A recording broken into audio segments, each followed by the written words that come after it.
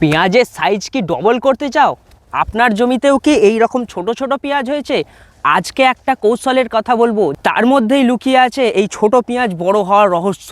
সকল পেঁয়াজ চাষি ভাইরা মনোযোগটা তৈরি করে নাও। আর 15 দিন পরে পেঁয়াজ তুলবে, দেখছো গাছগুলো এখনও তাজা হয়ে আছে, পেঁয়াজের সাইজ ছোট ছোট। এই গাছগুলোকে ঠিক এই 3 আঙুলে ধরবে, এইভাবে মচকে দেবে, এইভাবে মচকে দেবে।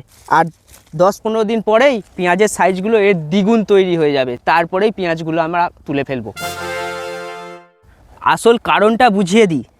গাছটা যখন পেঁয়াজ বড় হয়ে গেছে কিন্তু গাছটা এর শক্ত, তার মানে কি পেঁয়াজটা ভাবছে এই গাছটাকে পরিচালনা করার জন্য পুরো খাবারটা এখনও আমাকে গাছে পাঠাতে হবে।